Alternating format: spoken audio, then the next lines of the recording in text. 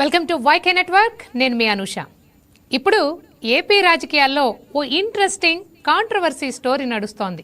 అదేంటంటే పవన్, నాదెండ్ల మనోహర్ ఇటీవల ఢిల్లీ వెళ్లి అమిత్ షాను కలిశారట. వైసీపీ అధ్యక్షుడు వైఎస్ జగన్మోహన్ రెడ్డిని తట్టుకోలేకపోతున్నాం, ఆయన్ను అరెస్ట్ చేయండి అని అడిగారంట. అందుకు అమిత్ షా అడ్డంగా తలూపారట. జగన్ మాకు long term friend, Chandrababu short term friend అని అన్నారట.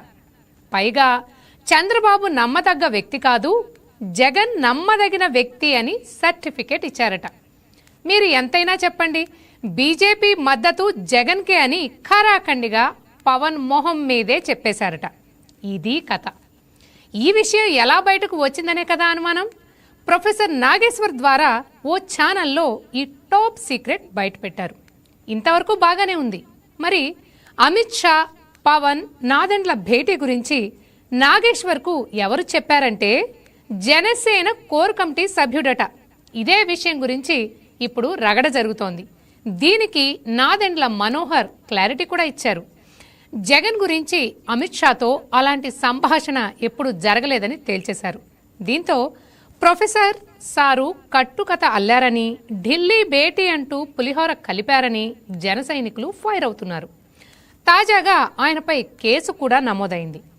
పవన్ కళ్యాణ్, నాదెండ్ల మనోహర్ అమిత్ షాపై నాగేశ్వర్ అనుచిత వ్యాఖ్యలు చేశారంటూ జనసేన నేతలు కాకినాడ జిల్లా ఇంద్రపాలెం పిఎస్లో చేసిన ఫిర్యాదు మేరకు ఎఫ్ఐఆర్ బుక్ చేశారు. ఈ ఎపిసోడ్లో చాలా ప్రశ్నలు వస్తున్నాయి. జగన్ను అరెస్ట్ చేయమని పవన్ కళ్యాణ్, నాదెండ్ల మనోహర్ అమిత్ షాను అడిగారా? నిజంగానే బీజేపీకి Jagan long term friend, Chandrababu short term ఫ్రెండా? అనేక కుంభకోణాల్లో ఇరుక్కుపోయిన జగన్ను కాపాడుతోంది బీజేపీ అయినా అనే డౌట్లు మొదలయ్యాయి. మొత్తంగా నాగేశ్వర్ మీద పెట్టిన కేసుతో ఈ వ్యవహారం ఎలాంటి మలుపు తిరగబోతోంది అనేది ఆసక్తికరంగా మారింది. ఇదే ఇవాల్టి మన డిబేట్ అంశం. ఈ అంశంపై మనకు విశ్లేషణలు అందించడానికి అనంతపురం జిల్లా ఎఫ్సి బీజేపీ అధ్యక్షులు కె రాజేష్ గారు, అలాగే టీడీపీ అధికార ప్రతినిధి ఉమ్మడి కడపకు జిలాన్ బాషా గారు, అలాగే కాకినాడ జిల్లా వైసీపీ ఎస్సీ సెల్ అధ్యక్షులు కుమార్ రాజా గారు మనతో ఉన్నారు. అలాగే మరి కాసేపట్లో రాజకీయ విశ్లేషకులు పాపిరెడ్డి గారు, అలాగే తిరుపతి జిల్లా జనసేన ప్రధాన కార్యదర్శి సుమన్ బాబు గారు కూడా జాయిన్ అవుతారు. అయితే ఫస్ట్ కుమార్ రాజా గారు మీరే చెప్పాలి సార్, ఏంటి హ్యాపీగా ఫీల్ అవుతున్నారా? ఎందుకంటే బీజేపీకి లాంగ్ టర్మ్ ఫ్రెండ్ వైఎస్ఆర్సీపీ అని ప్రొఫెసర్ నాగేశ్వరరావు గారు చెప్పారు కదా, ఏంటి ఎలా తీసుకుంటారు? నిజమేనా అది? మీ శ్రేణులు ఏం చెప్తున్నాయి, మీరేం చెప్తారు? అమ్మా, ప్రొఫెసర్ నాగేశ్వర్ గారు ఎమ్మెల్సీగా పనిచేశారు.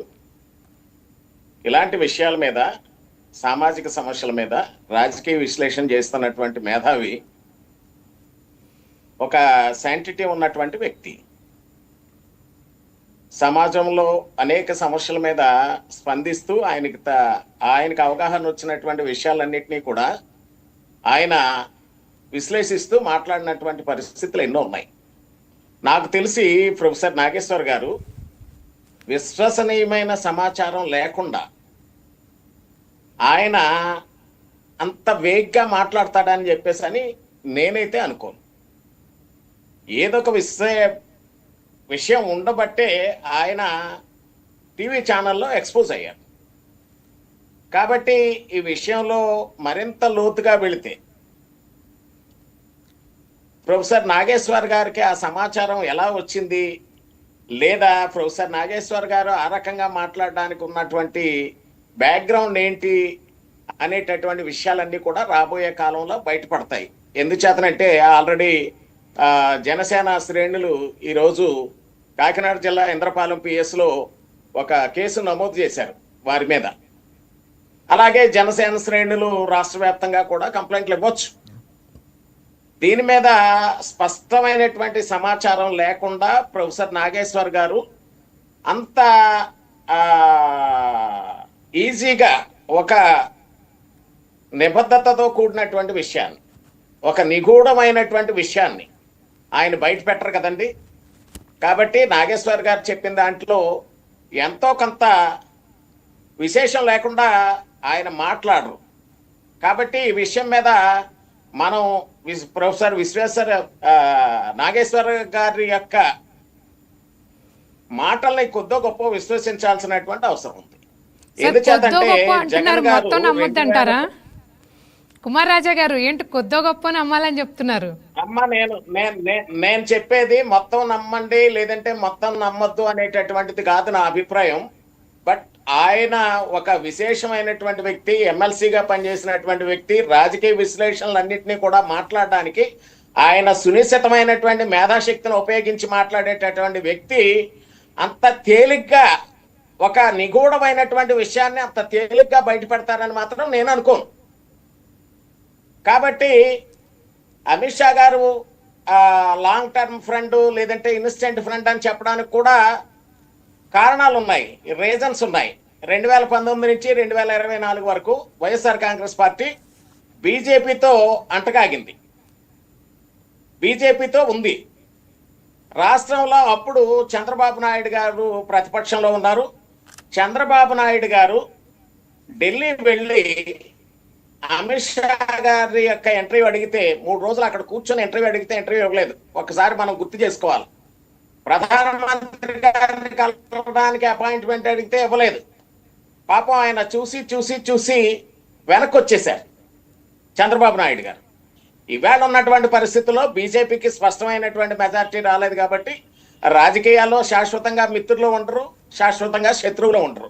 ఆ ఉద్దేశంతో మరి ఆవేళ ఎంట్రీ ఉన్నటువంటి కుమార్ రాజా గారు ఈవెన్ 23లోనో 22లో కూడా 23లో అనుకుంటా బహుశా ఈవెన్ ఢిల్లీ వెళ్ళి అమిత్ షా గారిని కలవడానికి కూడా కొన్ని సందర్భాల్లో జగన్మోహన్ రెడ్డి గారికి కుదరలేదు. ఆయన కూడా తిరిగి వచ్చేసారు, వెయిట్ చేసి గంటలు వెయిట్ చేసి తిరిగి వచ్చిన రోజులు కూడా ఉన్నాయి.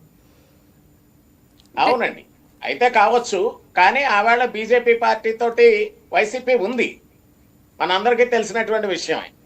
దానికి ఆవేళ ఉన్నటువంటి కేంద్ర ప్రభుత్వం యొక్క సహకారం రాష్ట్ర అభివృద్ధికి కావాలి కాబట్టి జగన్మోహన్ రెడ్డి గారు ఓపికగా ఎదురు చూడడం, మళ్ళా వెనక్కి రావడం, మళ్ళా వాళ్ళని కలవడానికి వెళ్ళడం ఇవన్నీ జరిగాయి. బట్ 3 రోజులు వెయిట్ చేసినా కానీ చంద్రబాబు నాయుడు గారికి ఇంటర్వ్యూ ఇవ్వలేదు అమిత్ షా గారు లేదా మోదీ గారు. అది ఒకసారి మనం గుర్తు చేసుకోవాలి. చంద్రబాబు నాయుడు గారు ఇన్స్టెంట్ ఫ్రెండ్ అన్నారు అని అంటే ఆ మాటలో చాలా అర్థం ఉంది. ఎంత అర్థం ఉంది అంటే చంద్రబాబు నాయుడు ప్రొఫెసర్ నాగేశ్వర్ గారు అన్నారని అనుకుంటున్నారా మీరు? అమిత్ షా గారే డైరెక్ట్ పవన్ కళ్యాణ్ గారితో మనోహర్ గారితో అన్నారని మీరు అనుకుంటున్నారా? మరి అనకుండా మాటలు ఎందుకు బయటకు వస్తాయమ్మా?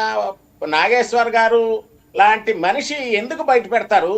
కానీ ఇవాళ నాదెండ్ల మనోహర్ గారు అసలు అలాంటి చర్చే జరగలేదని చెప్పారు కదా. ఏముందండి, ఇప్పుడు ఆ విషయం బయటకు వచ్చింది.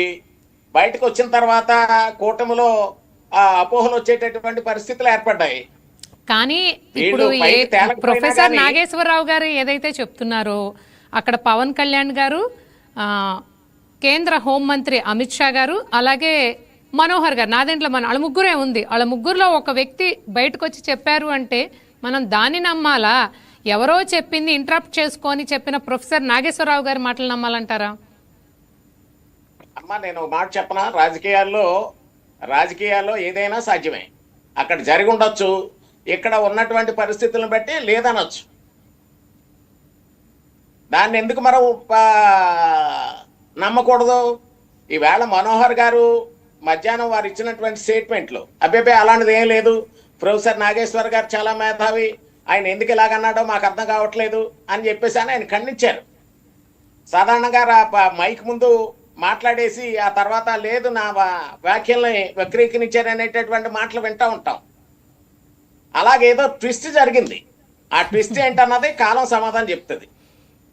ఓకే, అయితే మనము రాజేష్ గారిని అడుగుదాం. రాజేష్ గారు ఏం చెప్పండి, బీజేపీకి లాంగ్ టర్మ్ ఫ్రెండ్ వైఎస్ఆర్సీపీనా?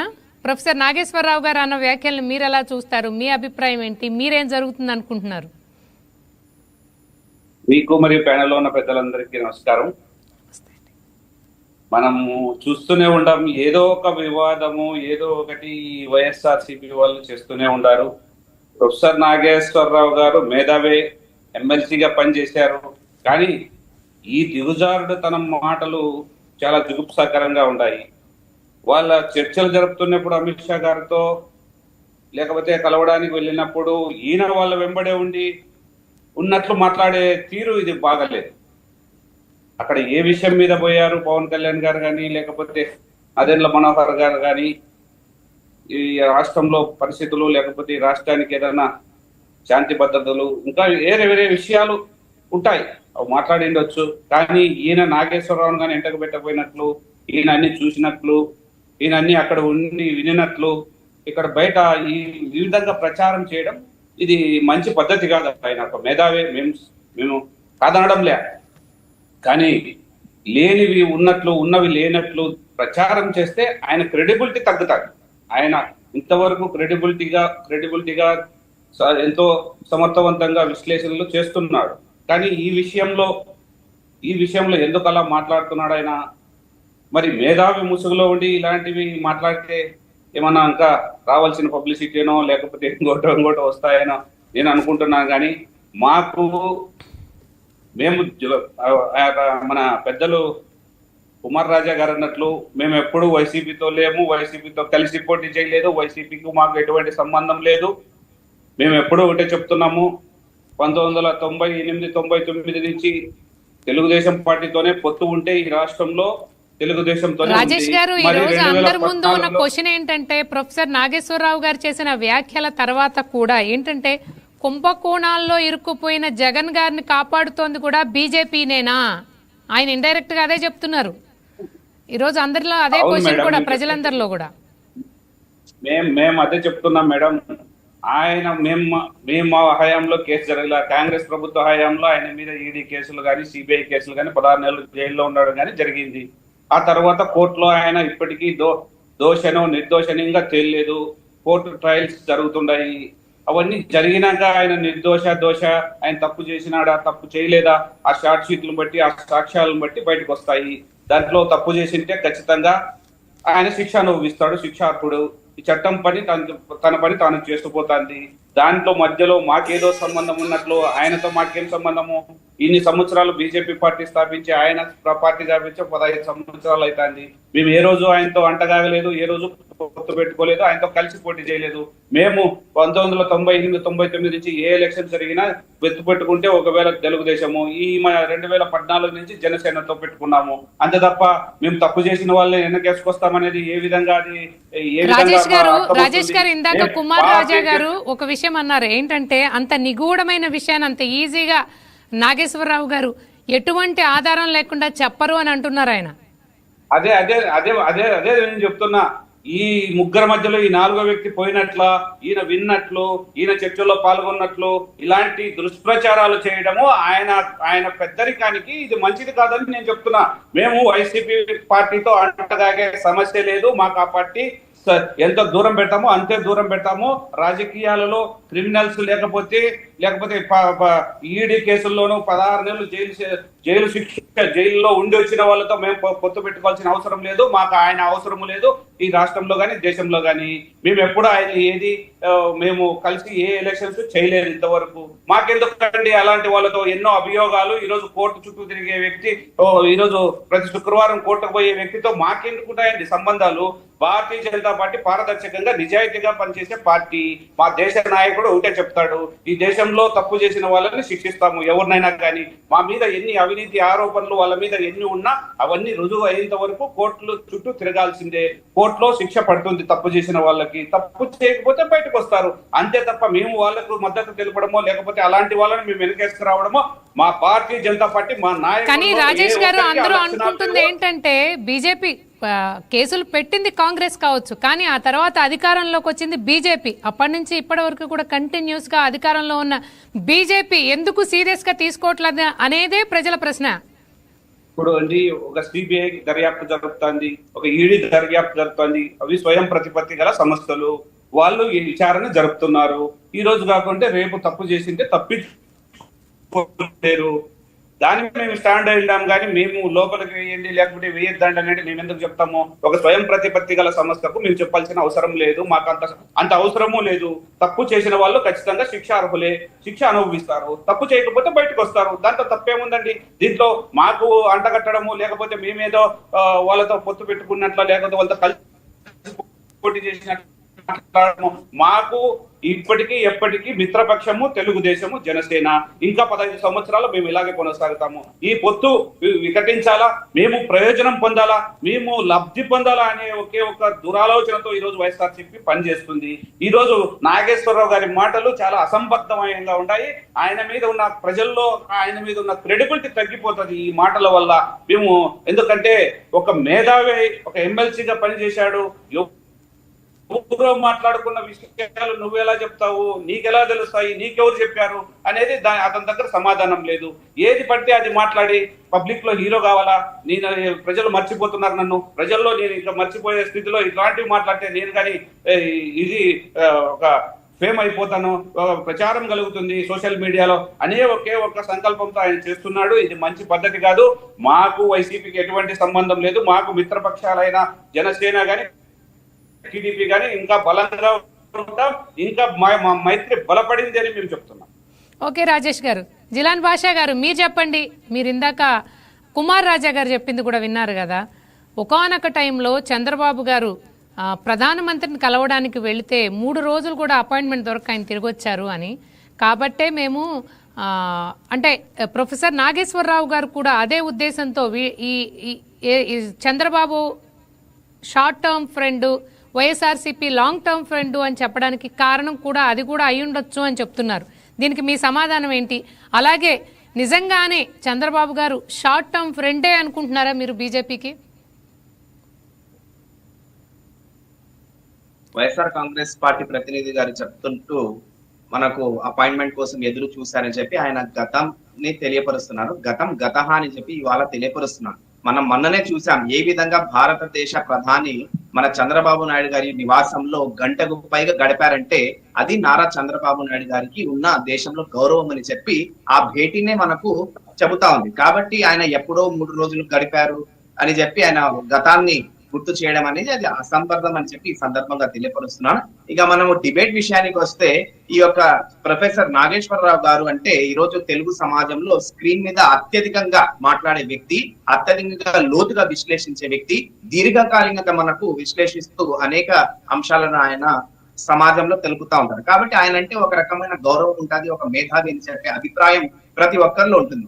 కానీ యాదృచ్ఛికంగా ఈ రోజు ఆయన ఈ విధంగా మాట్లాడడం అనేది చాలా దురదృష్టకరం అని చెప్పి ఈ సందర్భంగా ఖండిస్తున్నాం.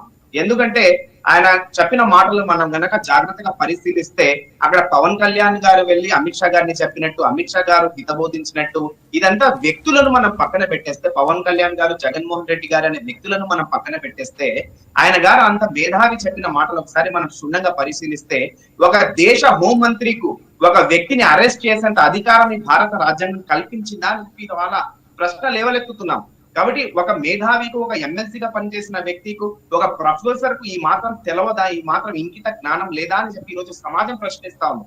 ఎందుకంటే ఈ రోజు ఆయన ఏం చెప్పదలుచుకున్నారు, సమాజానికి ఏ సందేశం ఇవ్వదలుచుకున్నారు? ఆయన ఒక న్యాయ వ్యవస్థ కీలుబొమ్మన కేంద్ర ప్రభుత్వం చేతుల్లో ఆయన చెప్పాలి, ఏం చెప్పదలుచుకున్నారని చెప్పి ఈ రోజు యువ సమాజం ఈ రోజు ప్రశ్నిస్తాము. కాబట్టి ఈ విధంగా ఒక ప్రొఫెసర్ అనేటువంటి వ్యక్తి ఇలాంటి తలాతోకలోని మాటలు, ఇలాంటి అర్థం లేని అర్ధరహితమైన మాటలు మాట్లాడడం అనేది విచారకరం, బాధాకరం అని చెప్పి ఈ రోజు తీవ్రంగా ఖండిస్తున్నాం. ఖచ్చితంగా కేసు నమోదైంది, ఖచ్చితంగా పోలీసులు కూడా విచారిస్తారు.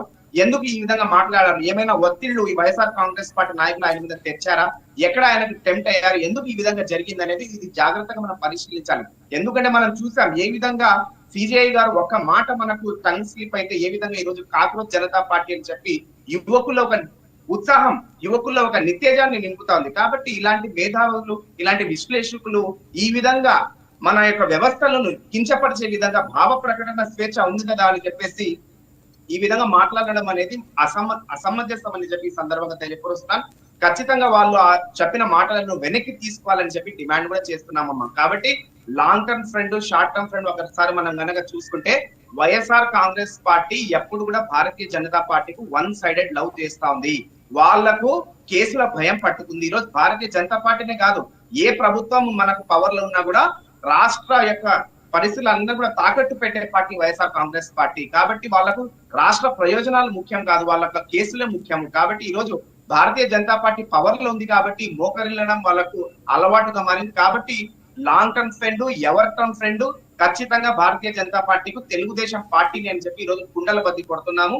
కాబట్టి వైఎస్ఆర్ కాంగ్రెస్ పార్టీ భారతీయ జనతా పార్టీ దగ్గరికి రారు, భారతీయ జనతా పార్టీ రానివ్వదని చెప్పి కూడా ఈ రోజు తెలియపరుస్తున్నాము.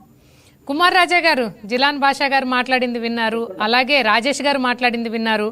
మీరు అంటే వాళ్ళిద్దరూ ఇందాక జిలాన్ పాషా గారు ఒక విషయాన్ని క్లియర్గా చెప్పారు. మొన్ననే మనందరం చూసాం, హైదరాబాద్ వచ్చినటువంటి ప్రధానమంత్రి, ఉప ముఖ్యమంత్రి, ఏపీ ఉప ముఖ్యమంత్రి పవన్ కళ్యాణ్ గారు ఇంటికి వెళ్ళారు. అలాగే ఏపీ ముఖ్యమంత్రి చంద్రబాబు గారి ఇంటికి కూడా వెళ్ళారు. గంటన్నర పైగా స్పెండ్ చేశారు. అంటే ఆ తర్వాత కూడా ప్రొఫెసర్ నాగేశ్వరరావు గారు ఇలాంటి వ్యాఖ్యలు చేశారు అంటే అర్థం ఏంటి? మీరు దాన్ని ఇంకా ఎలా సమర్థించుకుంటారు? అనుష గారు, ప్రధానమంత్రి గారు హైదరాబాద్ పర్యటనలో చంద్రబాబు గారి ఇంటికి అలాగే పవన్ కళ్యాణ్ గారి ఇంటికి వెళ్ళారు, వాస్తవం అది. ఈవేళ ప్రధానమంత్రి గారు కానీ లేదంటే బీజేపీ పార్టీ, కేంద్రాన్ని నడిపిస్తున్నటువంటి బీజేపీ పార్టీ కానీ, అటు తెలుగుదేశం పార్టీ ఇటు జనసేన పార్టీ అవసరం ఉంది. ఎందుకు అవసరం ఉంది అంటే ఈవేళ ప్రభుత్వానికి సపోర్ట్ చేస్తున్నటువంటి పార్టీ తెలుగుదేశం పార్టీ. కూటమిలో ఉన్నారు కాబట్టి జనసేన కూడా సపోర్ట్ చేస్తూ ఉంది. ఈవేళ కేంద్ర ప్రభుత్వం కేవలం తెలుగుదేశం పార్టీ సపోర్ట్ మీద, దాంతోపాటు నితీష్ కుమార్ గారి యొక్క సపోర్ట్ మీద, ఆ ఎంపీల మీద ఆధారపడి మాత్రమే కదా నడుస్తుంది కేంద్రంలో బీజేపీ ప్రభుత్వం. కాదని చెప్పగలరా వీళ్ళు? రెండోది ఏంటంటే రాజకీయ అవసరాలు రకరకాలుగా ఉంటాయి, మీకు తెలియంది కాదు. రాజకీయ అవసరాల రీత్యా మొన్న ఈ మధ్యకాలంలో పార్లమెంట్లో డీలిమిటేషన్ బిల్లు, దాంతోపాటుగా మహిళా రిజర్వేషన్ బిల్లు ప్రవేశపెట్టినప్పుడు దక్షిణాది రాష్ట్రాలకు అన్యాయం జరుగుతుందని అటు కాంగ్రెస్ పార్టీ కానీ లేదంటే దక్షిణాది రాష్ట్రాల్లో ఉన్నటువంటి పార్టీలన్నీ వ్యతిరేకించాయి. ఆ వ్యతిరేకించినటువంటి క్రమంలో ఈవేళ వరకు దక్షిణాదిలో బీజేపీ పార్టీకి అవకాశం లేదు, ఒక కర్ణాటకలో తప్ప. ఆంధ్రాలో లేదు, తెలంగాణలో లేదు, తమిళనాడులో లేదు, కేరళలో లేదు. తమిళనాడు పరిపాలించినటువంటి స్టాలిన్ గారు బీజేపీ పార్టీని అడ్డుగోలుగా వ్యతిరేకించి ఆయన అయితే ఈ డీలిమిటేషన్ మీద చాలా కోపంగా రియాక్ట్ అయ్యారు. ఓ పక్కన తెలంగాణలో రేవంత్ రెడ్డి గారు రియాక్ట్ అయ్యారు. కేరళలో అప్పుడు ఉన్నటువంటి లెఫ్ట్ సీఎం గారు విజయన్ గారు కూడా సపోర్ట్ చేయడానికి ఇష్టపడలేదు. ఇంచేత దక్షిణాదికి అన్యాయం జరుగుతుంది అనేటటువంటి వాదంతో వాళ్ళందరూ వ్యతిరేకించారు. ఈవేళ అదే బిల్లు మళ్ళా పార్లమెంట్ లో ప్రవేశపెట్టడానికి ఆలోచన చేస్తుంది కేంద్రం. ఆలోచన చేసేటటువంటి క్రమంలో చంద్రబాబు నాయుడు గారిని తురుపు ముక్కలాగా ఆయన మిగతా వాళ్ళందరినీ, రాజకీయంగా సీనియర్ కాబట్టి మిగతా వాళ్ళందరినీ ఒప్పించేటటువంటి బాధ్యత తీసుకుంటారేమో, దాని గురించి చర్చించారేమో అనేటటువంటిది నేను పేపర్లో చూశాను. అంటే రాజకీయ అవసరాల కోసం వచ్చినటువంటి పర్యటనలు అవి. కేంద్రంలో బీజేపీ ప్రభుత్వానికి సపోర్ట్ చేస్తున్నటువంటి తెలుగుదేశం కానీ లేదా నితీష్ కుమార్ గారు కానీ విత్డ్రా అయిపోతే ఇవాళ కేంద్రంలో ఉన్నటువంటి ప్రభుత్వం ఉండదు, బీజేపీ ప్రభుత్వం పడిపోతుంది. కాబట్టి రాజకీయ అవసరాల రీత్యా లేదా రేపు జూన్ లో మళ్ళా పార్లమెంట్ లో అయితే వైఎస్ఆర్సీపీతో బీజేపీకి ఉన్న రిలేషన్ ఏంటి మరి? అది రాజకీయ అవసరాలది కాదా? ప్రస్తుతం వైఎస్ఆర్సీపీ అవసరం బీజేపీకి లేదు కదమ్మా. ప్రస్తుతం లాంగ్ టర్మ్ రిలేషన్షిప్ 29లో మళ్ళా బీజేపీ లేదా వైసీపీ కలిసి పనిచేస్తాయేమో, ఏం చెప్పగలం. ఈవేళ బీజేపీ పార్టీని నడిపించేటటువంటిది అమిత్ షా గారు, ప్రధాని మోడీ గారు, వీళ్ళిద్దరి ఆధ్వర్యంలోనూ బీజేపీ పార్టీ నడుస్తుంది. వెనకాలండేది ఆర్ఎస్ఎస్ అయితే అయ్యుండొచ్చు కానీ బీజేపీ పార్టీని ప్రధానంగా వీళ్ళిద్దరూ కూడా నడిపిస్తా ఉన్నారు. వాళ్ళ ఆలోచనల రీత్యా రేపు 29 ఎన్నికల్లో జమిలీ ఎన్నికలు అంటున్నారు. జమిలీ ఎన్నికలు అంటూ ప్రవేశపెడితే ఏ పార్టీతో అవసరం ఉంటుందో వాళ్ళకే తెలుస్తుంది. కాబట్టి లాంగ్ టర్మ్ రిలేషనా షార్ట్ టర్మ్ రిలేషనా అనేది నిర్ణయించేది వాళ్ళు.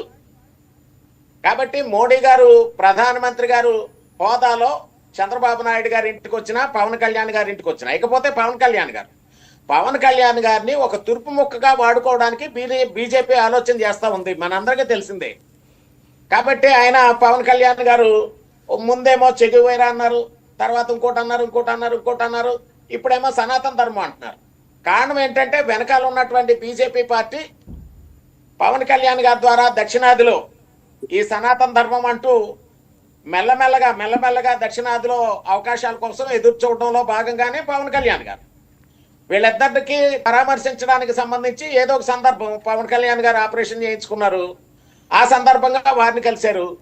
ఈ రేపు జూన్లో జరగబోయేటటువంటి డీలిమిటేషన్ కానీ లేదంటే ఇతరత్ర విషయాల గురించి డిస్కస్ చేసుకోవడం కోసం ఇంకా ఆయన ఎలాగో హైదరాబాద్ వచ్చారు కాబట్టి పర్సనల్ విజిట్ చేశారు. ఇది అందరికీ తెలిసినటువంటి బహిరంగ సత్యం. ఇందులో మనం దాపరికంగా చేసేదేం లేదు. ఇకపోతే ప్రొఫెసర్ నాగేశ్వర్ గారి గురించి ఒక మాట చెప్పాల్సినటువంటి అవసరం ఉంది. నాకు తెలిసి ప్రొఫెసర్ నాగేశ్వర్ అన్న ఆయన అంత తేలిగ్గా మాట్లాడతారని మాత్రం అనుకోనమ్మా అనూష గారు. ఏదో ఉంది బిహైండ్ ది కర్టెన్, అదేంటన్నది కాలం సమాధానం చెప్తుంది. అంటే ఈ రోజు అందరూ ఏమనుకుంటున్నారంటే ఆయన ఏదో ఇంటర్వ్యూలో వేగ్గా చెప్పేశారు అని కూడా కొంతమంది అనుకుంటున్నారు. ఆయన అలా ఏదో టక్కన చెప్పేశారు కానీ అని. ఇప్పుడు ఇవాళ లైవ్ డిబేట్ లో నేను రాజేష్ గారు అలాగే జలాన్ బాషా గారు ఇంకా ఇతర సోదరులు ఉన్నారు. నోటికి ఏదేస్తే అది మాట్లాడితే ఎట్లా అవుతుందండి? కాబట్టి నాకు తెలిసి సంథింగ్ ఈస్ దేర్. అంటే ఆయన ఈ మాటలు మాట్లాడిన తర్వాత ప్రొఫెసర్ నాగేశ్వర్ గారి గురించి అందరూ ఎలా మాట్లాడుకుంటున్నారంటే ఆయన అభిమానులే కానివ్వండి, ఆయన మాటలు ఎక్కువగా వినేవాళ్ళు కానివ్వండి, ఆయన మాట్లాడితే మాట్లాడి ఉండొచ్చు, కాకపోతే ఒక విశ్లేషకులుగా కాకుండా వైఎస్ఆర్సీపీ కండువా వేసుకొని మాట్లాడినట్టయితే బాగుండేది అని చాలా మంది ఈ రోజు సోషల్ మీడియాలో మాట్లాడుకుంటున్నారు. ఆయన ఏ పార్టీకి సంబంధం లేదు కదమ్మా. ఆయన కానీ ఆయన మాటలు అంటే మీరు చూడండి, ఆమె అన్నారట అని ఉండొచ్చు, ఆ చెప్పిన మాట తీరు చూసిన తర్వాత రెస్పాండ్ అయిన విధానం అండి. సోషల్ మీడియాలో చెప్పిందే చెప్తున్నాను నేను. అవునమ్మా, ఆయన మిడిల్ పర్సన్, ఆయన ఏ రాజకీయ పార్టీకి అటాచ్ అయి లేరు. ఈ పరిస్థితుల్లో ఆయన్ని ఒక రాజకీయ పార్టీకి ఎలాగా మనం అంటగడతాం? అవును. అయితే మనం రాజేష్ గారిని అడుగుదాం. రాజేష్ గారు మీరు చెప్పండి, కుమార్ రాజా గారు ఒక ఆసక్తికరమైన వ్యాఖ్య చేశారు. పవన్ కళ్యాణ్ని బీజేపీ తురుపు ముక్కలా వాడుకుంటోంది అన్నారు. దీనికి మీ సమాధానం ఏంటి? అలాగే వాడుకుంటోందా బీజేపీ? అలాగే ఇంకొక విషయం కూడా అన్నారు, అవసరార్థం మాత్రమే రాజకీయ ప్రయోజనాల కోసం మాత్రమే టీడీపీతో బీజేపీ ఉంటోంది, అంతకు తప్ప ఏం లేదు బీజేపీకి మధ్య అలాగే టీడీపీ మధ్య అంటున్నారు. దీనికి మీ సమాధానం ఏంటి? కుమార్ రాజు గారు అన్నట్లు మేము టీడీపీతో ఎలక్షన్స్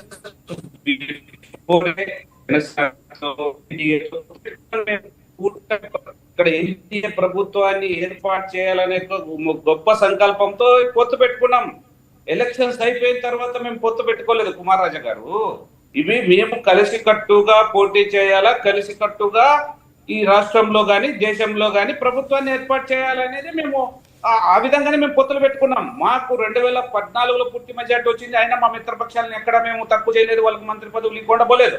2019లో కానీ మాకు అబ్సల్యూట్ మెజారిటీ వచ్చింది. ఆ రోజు కానీ ఏ మిత్రపక్షాన్ని కానీ మేము వదులుకోలేదు. వాళ్ళంతకు వాళ్ళు పోయిన 1-2 పార్టీలు ఉండొచ్చు, సైద్ధాంతిక విభేదమో లేకుంటే ఇంకో విభేదంతో, కానీ మేము మా మిత్రపక్షాలను ఎక్కడ దూరం చేసుకోలేదు. ఇప్పుడు కానీ అదే పద్ధతిలో మా తీరు ఉంది, కానీ మేము ఎవరిని దూరం చేసుకోము. అటువంటి పరిస్థితి మాకు అవసరం లేదు. అందరూ సఖ్యంగానే ఈ దేశం కోసం పనిచేస్తున్నాం. ఈ మాతో కలిసి వచ్చే మిత్రపక్షాలు ఎన్డీఏ భాగంలో టీడీపీ జనసేన ఏ విధంగా ఉందో ఎన్డీఏ ఆ విధంగా ఉంది. అక్కడ మహారాష్ట్రలో కానీ ఆ విధంగానే మేము కలిసి పనిచేస్తున్నాం. మాకు ఎక్కడ పొరపక్షాలు లేవు, విభేదాలు లేవు. దాని మీద పెద్ద రాద్ధాంతం చేయాల్సిన అవసరం లేదు. మేమేదో ఎలక్షన్స్ అయిపోయిన అధికారం కోసం మేము పొత్తులు పెట్టుకున్నట్లు మాట్లాడితే అన్నారు. అది ఆ అధికారం రాకముందే, ఎలక్షన్స్ కి వెళ్లే ముందే మేము ఓట్లు సీట్లు షేరింగ్ చేసుకొని ఎలక్షన్స్ కి వెళ్ళాం. ఆ విధంగానే ప్రజల మద్దతు పొందాం. ఆ విధంగానే ఇప్పుడు మాకు అన్ని ఎన్డీఏ పక్షానికి అబ్సల్యూట్ మెజారిటీ ఉంది, ప్రభుత్వాన్ని నడుపుతున్నాం అంతే తప్ప ఇంకో రకంగా కాదు. ఇంకా మీరు ఏదో అడిగారు అనూష గారు, చెప్పండి చెప్తా. మనకి అనూష గారు, తిరుపతి జిల్లా జనసేన ప్రధాన కార్యదర్శి సుమన్ గారు కూడా జాయిన్ అయ్యారండి. సుమన్ గారితో మాట్లాడాక మళ్ళీ నేను మీతో మాట్లాడతాను. సుమన్ గారు, హలో మేడం, మీరు మొత్తం మీది రీసౌండ్ వస్తోందండి, రీసౌండ్ వస్తోంది మీ వైపు మీ నుంచి. వాయిస్ లోగా వస్తుంది. లోగా ఉందా? ఇప్పుడు వినపడుతోందా? నా సౌండ్ రీసౌండ్ వస్తుంది మేడం. ఇప్పుడు ఓకే అండి. సుమన్ గారు, ఈ రోజు అంతా మేడం, చెప్పండి. జనసేన అధ్యక్షులు పవన్ కళ్యాణ్ గారు, అలాగే జనసేనలో ఉన్నటువంటి మంత్రి నాదెండ్ల మనోహర్ గారు ఏదైతే అమిత్ షాను కలిసినప్పుడు జరిగిన సంభాషణకు సంబంధించి ప్రొఫెసర్ నాగేశ్వరరావు గారు చేసిన వ్యాఖ్యల గురించే మన డిబేట్ జరుగుతోంది. అయితే మీకు తెలిసి ఉంటాయి, ఈరోజు నాదెండ్ల మనోహర్ గారు కూడా ఆల్రెడీ చెప్పారు, అలాంటి సంభాషణ మా మధ్య జరగలేదు, అమిత్ షా గారి మధ్య మా మధ్య అలాంటిది జరగలేదు అని చెప్పి ఆయన క్లారిటీ ఇవ్వడం కూడా జరిగింది. అయితే ఇక్కడ డిబేట్లో ఉన్నటువంటి కుమార్ రాజా గారు కూడా ఏమంటున్నారంటే, బీజేపీ జనసేనను ఒక తురుపు ముక్కల, పవన్ కళ్యాణ్ ఒక తురుపు ముక్కలా వాడుకుంటోంది అన్నారు. మీరు అది నిజమే అనుకుంటున్నారా ఏంటి? మీరేమనుకుంటున్నారు? రాజకీయ అవసరాలకు మాత్రమే వాడుకుంటున్నారు అంటున్నారు.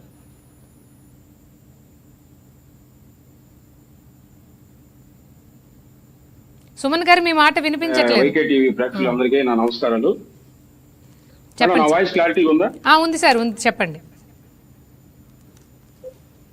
ముందుగా ప్రొఫెసర్ నాగేశ్వరరావు గారి మాటలను మేము తీవ్రంగా ఖండిస్తున్నాము. అలాగే మా పౌర సరఫరాల శాఖ మంత్రివర్యులు, Janasena party PSC chairman Nadendla Manohar గారు కూడా 2 సార్లు దాన్ని ముక్తఖండంతో ఖండించాడు. జనసేన మొత్తం కేడర్ మొత్తం ఖండిస్తుంది.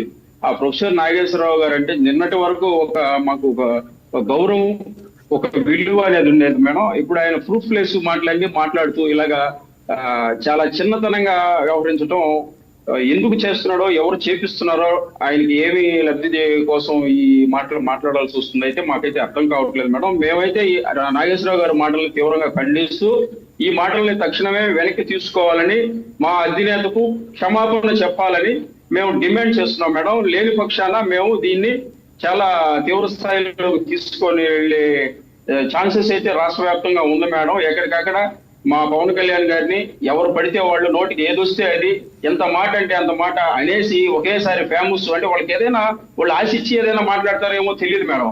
అన్ని రాజకీయ పార్టీల్లో ఎవరైనా ఏమైనా అంటే వాళ్ళు వెంటనే స్పందించి వాళ్ళ మీద దాడులు చేయడం. మా పార్టీలో ఉండేది ఏంటంటే, మా అధినేత పవన్ కళ్యాణ్ గారు ఎవరిని ఏది దుష్కారంగా మాట్లాడటం కానీ, ఎవరి మీద దాడులు చేయడం ఈ చేయం. కాబట్టి మేమంటే, మా పార్టీ అంటే, మా అధినేత అంటే వీళ్ళకి ఒక చిన్న చూపు లాగా ఉంది. దీన్ని మేము ఎవరైనా సరే మార్చుకోకపోతే వాళ్ళకి తగిన గుణపాఠం ఖచ్చితంగా చెప్పి తీరుతామని చెప్పి ఈ సందర్భంగా ప్రతి నాగేశ్వరరావులు మరి రాబోతున్న రోజుల్లో నాగేశ్వరరావులకు కూడా నేను గట్టిగా చెప్తున్నాను,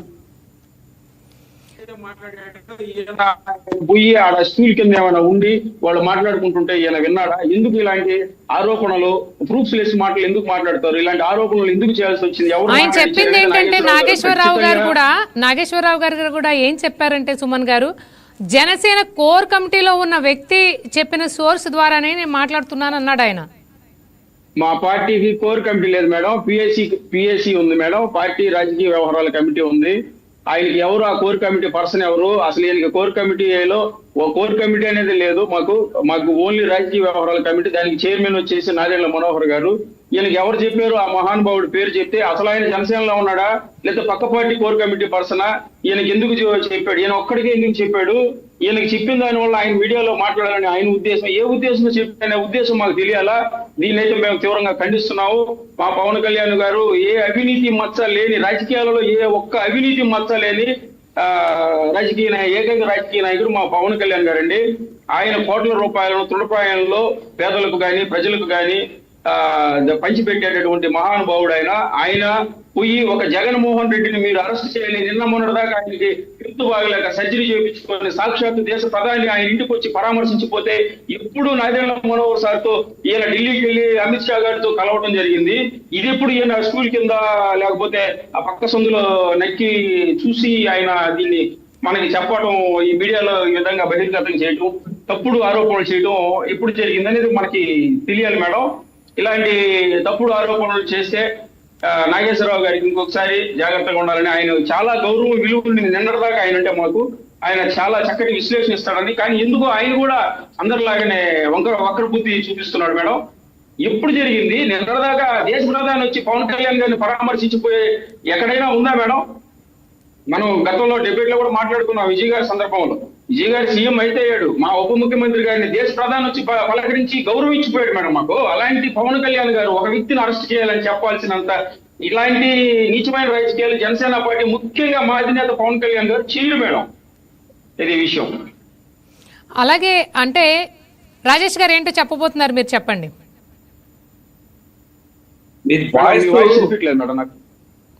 వాయిస్ మీ ప్రాబ్లం ఎవరిది? నాది కాదు సార్, నాకు వినిపించలేదు సార్, ప్రాబ్లం ఉంది. ఓకే, ఎవరిది? సుమన్ గారిది వినిపించట్లేదా మీకు? మేడం మేడం మీది వినిపించలేదు మేడం. నాది వినిపించట్లేదా? అనుష గారు okay, PCR can you please check the audio of my? ఇప్పుడు వినిపిస్తుంది మేడం. ఓకే అండి, థ్యాంక్ యూ. రాజేష్ గారు ఏదో చెప్పబోతున్నారు, మీరు చెప్పండి. బీజేపీ పార్టీ ఏ రాష్ట్రంలో ఏ పార్టీతో పొత్తు ఉన్నా వాళ్ళను ఒక బలమైన శక్తిగానే చూస్తాం. వాళ్ళను ఒక తురుపు ముక్కుగానో లేకపోతే వాళ్ళని ఇంకో రకంగానో వాడుకునే పరిస్థితి ఉండదు. అందరూ సమానమే. మాకు ఈ రాష్ట్రంలో జగన్మోహన్ రెడ్డి మాకు శత్రువు, మా మిత్రులు చంద్రబాబు నాయుడు గారు, పవన్ కళ్యాణ్ గారు. వాళ్ళకి ఎంత విలువలో వాళ్ళ కోసం మేము ఏమి చేయాలో అదే చేస్తాము, అదే విలువిస్తాము. అంతే తప్ప శత్రువుల దగ్గరకు పోయి మేము 5 సంవత్సరాలు 2019 నుంచి 2024 వరకు పోరాటం చేసింది ఈ రాష్ట్రంలో బీజేపీ వైఎస్ఆర్ పార్టీ మీద, జగన్ పార్టీ మీద. మేమెందుకు అతన్ని అంటగాగే పరిస్థితి ఉండదు. మాకు పవన్ కళ్యాణ్ గారు ఒక సినిమా ఫీల్డ్ నుంచి ఆయన అన్ని వదులుకొని ఈ రాష్ట్రం బాగుపడాలా, ఇలాంటి దుర్మార్గం పాలన పోవాలా అని కలిసికట్టుగా వచ్చి ఆయన ముందుకొచ్చిన వ్యక్తి. ఎందుకంటే ఈ రాష్ట్రంలో మరీ ఒక 5 సంవత్సరాల పాలన ఇస్తే ఈ రాష్ట్రం సర్వనాశనం అవుతుందని ఆయన బీజేపీను, జనసేనను, తెలుగుదేశం ఏకం చేసిన వ్యక్తి. ఆయనకి ఎప్పుడూ బీజేపీ సముచిత స్థానం ఇస్తుంది, గౌరవం ఇస్తుంది. అందుకే మొన్న ఆయన ఇంటికి హైదరాబాద్కి వస్తే ఆయన ఇంటికి వెళ్ళి పరామర్శించిన ఘనత మా నరేంద్ర మోడీ గారికి దక్కుతుంది. అంతే విలువలు గల వ్యక్తి మన పవన్ కళ్యాణ్ గారు. ఆయన మాట ఇచ్చాడా, మాట్లాడినాడా, తూచా తప్పకుండా పాటిస్తాడు. 10 మందికి ఆదర్శంగా ఉంటాడు. ఆయన ఏమి చేసినా ప్రజల అవసరాల కోసం ఈ రాష్ట్రం బాగుపడాలనే ఒకే ఒక సంకల్పంతో పనిచేసే నాయకుడు పవన్ కళ్యాణ్. అలాంటి వాళ్ళ మీద ఇలాంటి దురుద్దేశాలు ఆపాదించి ఆయన మేమేదో వాడుకుంటున్నామని మాట్లాడటము ఇది సహేతుకమైన ఆరోపణ. భారతీయ జనతా పార్టీ పవన్ కళ్యాణ్ ని ఒకే విధంగా ట్వీట్ చేస్తుంది, అలాగే మన చంద్రబాబు నాయుడు గారిని ఒకే రకంగా ట్వీట్ చేస్తుంది, నితీష్ కుమార్ గాని అదే విధంగా ట్వీట్ చేస్తుంది. కానీ ఏ ఒక్కరినో ఆ విధంగా వాడుకోవాలా, ఈ విధంగా వాడుకోవాలా అనేది ఉండదు. మిత్రబంధము గట్టిగా ఉండాలంటే అందరినీ సమన్యాయం పాటించి సమంగా చూసే బాధ్యత మా పెద్దన్నగా మాకు అవకాశం ఉంది. కాబట్టి అమిత్ షా గారు కానీ, మా మోడీ గారు కానీ వాళ్ళని అదే విధంగా ప్రవర్తిస్తున్నాడు. ఎక్కడ దాంట్లో పొరపచ్చాలకు కానీ లేకపోతే ఇంకొకరికి ఎక్కువ తక్కువ అనే దూరాలు పాటించే సంస్కృతి మా భారతీయ జనతా పార్టీలో మా నాయకులకు ముఖ్యంగా ఎవరికి ఉండదు. మాకు ఇక్కడ కింద స్థాయిలో మేము పనిచేస్తున్నాం, జిల్లా స్థాయిలో పనిచేసినా కానీ మేము ఎవరిని ఎక్కడ కానీ చిన్న ఇది రాకోకుండా మేము 3 పార్టీలు కలిసి ఈరోజు ప్రయాణం చేస్తున్నాం. 2 సంవత్సరాలు అయింది మాకు పార్టీ కూటమి ప్రభుత్వం ఏర్పాటు చేసి. ఎక్కడే కానీ మేము ఎక్కడా పోయి మాకు అలా ఇలా ఎక్కడ పోయి మేము ప్రెస్కి ఎక్కువ లేకపోతే ఇంకోటి మా అంతర్గతంగా కూర్చొని మా సమస్యల్లో మేము పరిష్కరించుకొని ముందుకు పోతున్నాం. ప్రజల అవసరాల కోసం మేము పనిచేస్తున్నాం తప్ప మా స్వప్రయోజనాల కోసమో మా కోసమో పనిచేయడం లేదు మేడం. ఖచ్చితంగా ఈ కూటమి ఇలాగే కొనసాగుతుంది. నాగేశ్వరరావు లాంటి వాళ్ళు లేకపోతే ఇంకా మహా మేధావులు ఎన్ని మాట్లాడినా, ఎన్ని అబద్ధాలు ప్రచారం చేసినా వచ్చే నష్టం ఏమి ఉండదు.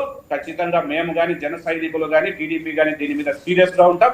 రాబోయే కాలంలో ఇలాంటి మాటలు మాట్లాడే వాళ్ళకి గట్టిగా బుద్ధి చెప్తామని మీకు చెప్తున్నా. ఎందుకంటే అప్పుడే మా జన సైనికులు 2-3 చోట్ల అప్పుడే కేసులు పెట్టడము, ఇది తప్పుగా మాట్లాడాడని ఖచ్చితంగా అతని మీద కేసులు పెడతాం ఇంకా కానీ.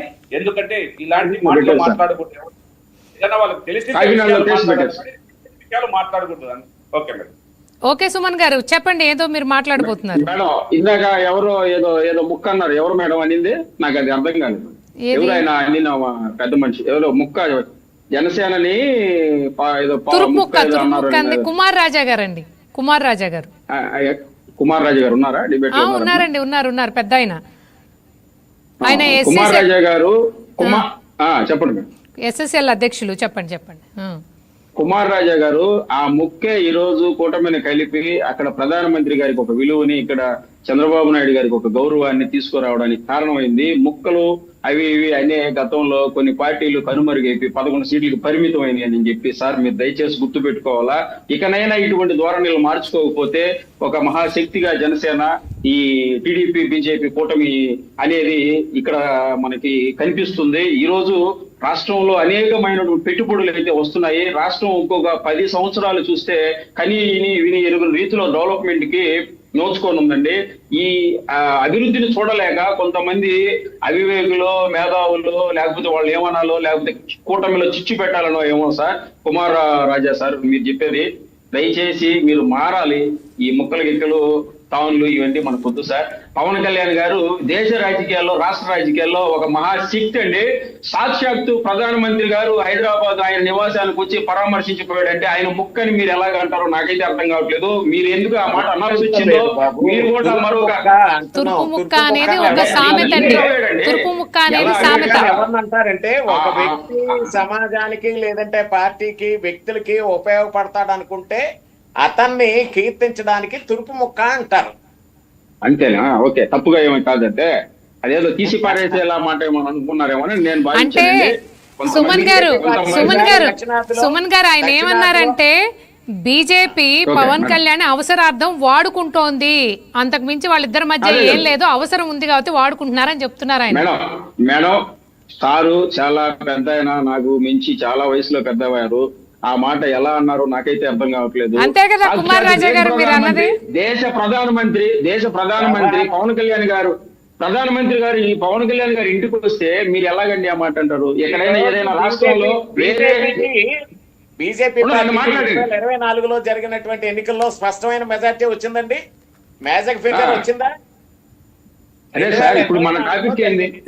దేశవ్యాప్తంగా బీజేపీ స్పష్టమైన మెజార్టీ వచ్చిందా? ముందు దానికి చెప్పండి సమాధానం.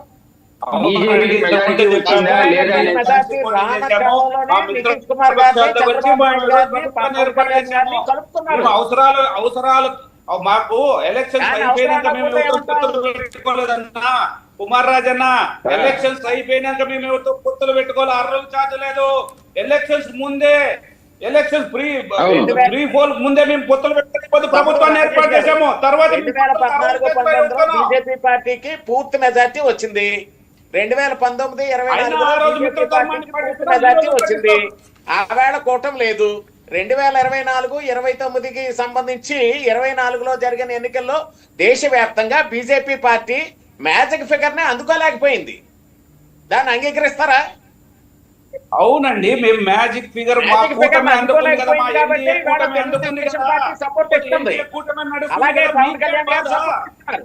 మరి వీళ్ళిద్దరు సపోర్ట్ అవసరార్థం కాకపోతే ఏంటి?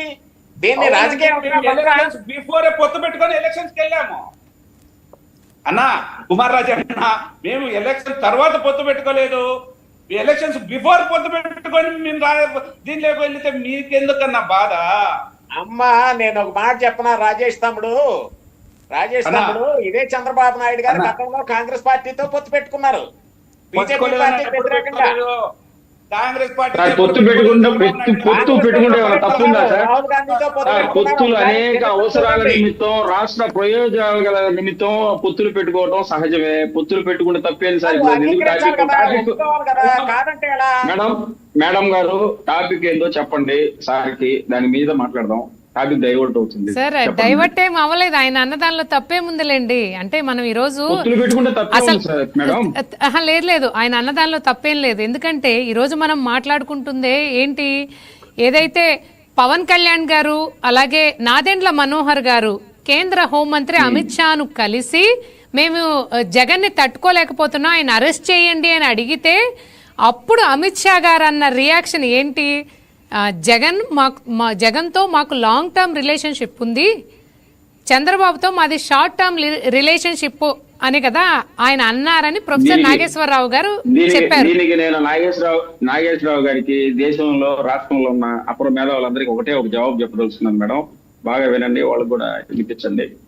అలా అనేవాడే అయితే మా అధినేత పవన్ కళ్యాణ్ గారు ఎలక్షన్ ముందు జగన్ నిన్ను అతల పాతాలానికి తొక్కుతున్నాను, అలా చేయకపోతే నా పేరు పవన్ కళ్యాణ్ అని ఎందుకు చెప్తాడు? ఆ రోజే ఇలా వెళ్ళి చెప్పి ఏదో మీరు చెప్పినట్లుగా లేకపోతే నాగేశ్వరరావు గారు చెప్పినట్లుగా నీళ్ళ కింద చాపలాగా కొంతమంది చేస్తారు, అలాంటి రాజకీయాలు చేస్తుండొచ్చు. మాకు చేత కాదు మేడం. చెప్పి జగన్ నిన్ను నీ అవినీతి నీ దాష్టికాలను తట్టుకోలేక ఈ రాష్ట్రంలో ప్రజలు ఇళ్లలో నుంచి బయటకు వచ్చే పరిస్థితి లేదు కనుకనే నువ్వు చిత్రహింసలకి గురి చేస్తాం, రాష్ట్రం అతల పాతాలకి పోతుంది, ఇంకొక మరొక 20-30 సంవత్సరాలు వెనక పోతుంది అనే ఉద్దేశంతో ఇది ఈ కూటమి అనేది ఏర్పడి మన కూటమి అధికారంలోకి రాకపోతే అతలాకుతలం అయిపోద్ది అనేది ఒక మంచి సదుద్దేశంతో మా పవన్ కళ్యాణ్ గారు కూటమిని ఏర్పాటు చేసి కలిపి ఒప్పించి జగన్మోహన్ రెడ్డి గారిని తొక్కుతున్నాను జగన్ అని చెప్పి తొక్కాడు మేడం. ఇలాగా అమిత్ షా గారి దగ్గరకు, నరేంద్ర మోడీ గారి దగ్గరకు, అసలు అమిత్ షా గారి దగ్గర కూడా పోవాల్సిన అవసరం ఏముంది మేడం? సాక్షాత్తు ప్రధానమంత్రి గారు ఇంటికి వచ్చినప్పుడు అప్పుడు చెప్పొచ్చు కదా. ఈ ఉత్తర మాటలు, కళ్ళబుల్లి మాటలు వాళ్ళేదో వాళ్ళ చేత ఎవరో ఏదో చిల్లరిచ్చి చెప్పించారని నా ఉద్దేశం. నేను చెప్తున్నాను మేడం, ఈ రోజు ఈ సందర్భంగా ఈ డిబేట్ సందర్భంగా ప్రొఫెసర్ నాగేశ్వరరావు గారికి ఆయన పైన కాకినాడలో ఆల్రెడీ కేసులు అయినాయి. మేము కూడా రేపు తిరుపతిలో మా జనసేన నాయకులు వీర మహిళలతో కలిసి ఆయన మీద కేసు పెడుతున్నాం. ఆయన వెంటనే దీనికి బహిరంగ క్షమాపణ చెప్పాలి. ఇది ఆయనకి ఎవరు చెప్పారు అనే దాని మీద కూడా మాకు క్లారిటీ ఇవ్వాలని చెప్పి నేను జనసేన పార్టీ నుంచి డిమాండ్ చేస్తున్నాను మేడం. మేమైతే రేపు తిరుపతిలో ప్రతి జిల్లాలో నియోజకవర్గంలో ఆయన మీద కేసులు పెడతాం. మా పవన్ కళ్యాణ్ గారు పోయి అమిత్ షా గారిని అడిగారు ఇలాంటి తప్పుడు మాటలు కలుబుల్లి ఆరోపణలు చేయటం చాలా హాస్యాస్పదంగా అసహ్యంగా ఉందని నేను ఆయన్ని హెచ్చరిస్తున్నాను మేడం. ఓకే సుమన్ గారు, అలాగే రాజకీయ విశ్లేషకులు పాపిరెడ్డి గారు కూడా జాయిన్ అయ్యారు. పాపిరెడ్డి గారు నమస్కారం. నమస్తే అండి, వెల్కమ్ టు ద డిబేట్. చెప్పండి సార్, వింటున్నారు కదా, రాజేష్ గారు మాట్లాడుతుంది, కుమార్ రాజా గారు మాట్లాడుతుంది, అలాగే సుమన్ గారు మాట్లాడింది. అలాగే ఏదైతే ప్రొఫెసర్ నాగేశ్వర్ గారు చేసిన వ్యాఖ్యలు, ఏదైతే అమిత్ షా గారు ఏదైతే అన్నారని ఆయన చెప్పారో ఆ మాటలపై మీ ఒపీనియన్ ఏంటి? నిజంగా అంటే ఆయన చెప్పిన వ్యాఖ్యల్ని మనం ఎలా తీసుకోవచ్చు అంటారు? ఇప్పుడు నాకు తెలిసిన బట్టుకైతే నేను కూడా ప్రొఫెసర్ నాగేశ్వరరావు నాకు అనుబంధం, నేను కూడా ప్రొఫెసర్ని. సామాన్యంగా నాకు తెలిసిన బట్టుకైతే ఆయన అంత తొందరపడి ఒక మాట అనే రకమైతే కాదు. ఇక్కడ ఎట్లొచ్చింది మరి ఆయనకు సమాచారం అనేది అది ఒక క్వశ్చన్ మార్క్. అయితే విషయం ఏంటంటే ఒకటి మేడం, రాజకీయాలలో అన్ని సహజమే. ఇది ఇది అవుతుంది, ఇది కాదు, ఇది ఉంటుంది ఉండదని కాదు. ఇప్పుడు నేను ఒక విధంగా నేను ఒక 2 నిమిషాలు చెప్తే నేను మిగతా వాళ్ళు మాట్లాడిన వాళ్ళకు కూడా సమాధానం ఏంటంటే, ఇప్పుడు ఆంధ్రప్రదేశ్లో ప్రముఖంగా 3 ముఖ్యమైన బలమైన కులాల మధ్య రాజకీయ పోరాటం నడుస్తుంది. ఒక సైంటిస్ట్గా, పొలిటికల్ సైంటిస్ట్గా అవుట్ సైడ్గా మేము చూసే ఆంధ్రప్రదేశ్ సంగతి. 1 రెడ్డి, 2 కమ్మ, 3 కాపు.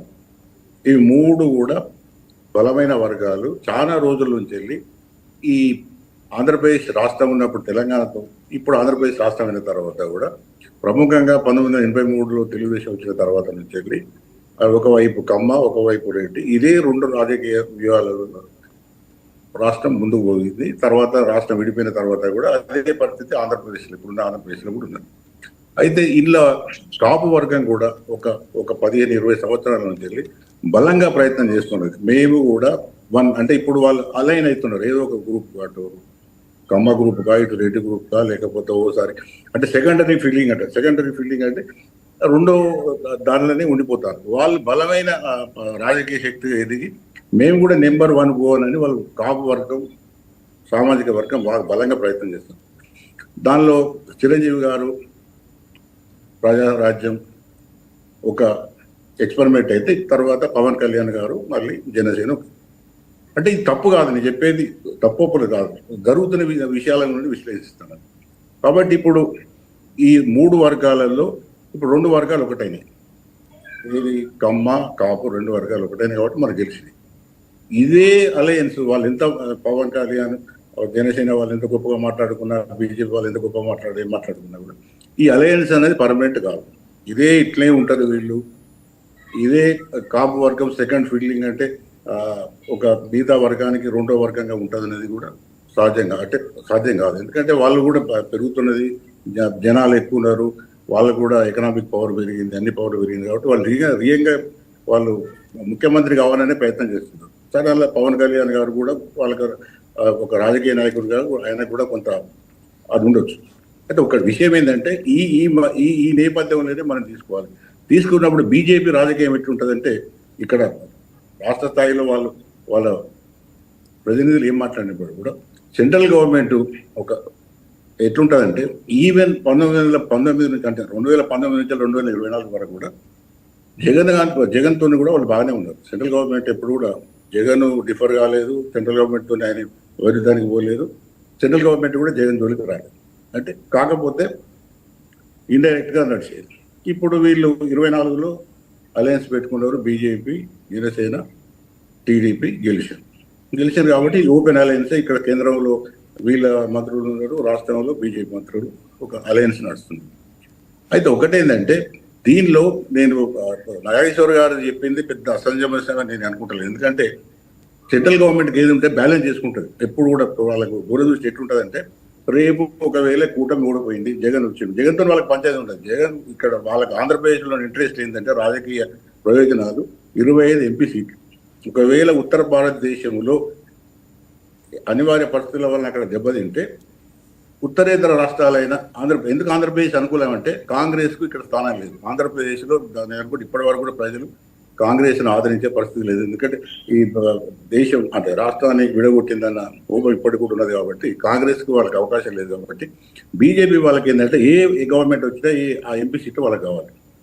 అంతకుముందు వాళ్ళకి క్లియర్ మెజార్టీ వచ్చినప్పుడు కూడా రాజ్యసభ ఎంపీ సీట్లు జగన్ సీట్లను సపోర్ట్ తీసుకుంటుంది.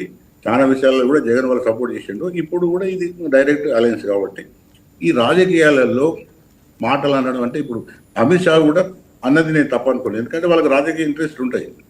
ఇప్పుడు రేపు నిజంగానే కూటమి అనుకున్న ఒక ఆర్గ్యుమెంట్ షేకులు పోయి జగన్కి 20 సీట్లు వచ్చినాయి. ఆ సీట్లను కేంద్రానికి బీజేపీకి అవసరం వాళ్ళు తీసుకుంటారు. ఎందుకంటే రాజకీయాలు అంటే ద కాన్వర్సేషన్ ఏదైతే నాగేశ్వర్ గారు చెప్పారో, అంటే ఇట్లాంటి కాన్వర్సేషన్ కూడా జరుగుతుందా?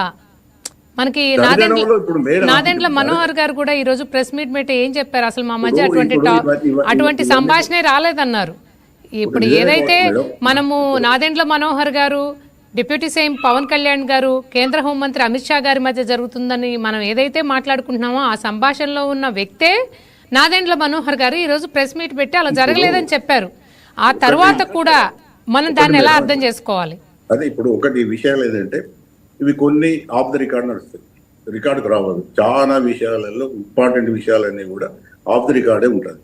రికార్డుకి ఏది రాదు. ఏమైనా ఎప్పుడన్నా బయటికి పోతే వాళ్ళు ఖండిస్తారు, వీళ్ళు ఖండిస్తారు, వాళ్ళు ఖండిస్తారు, ఒప్పుకోరు.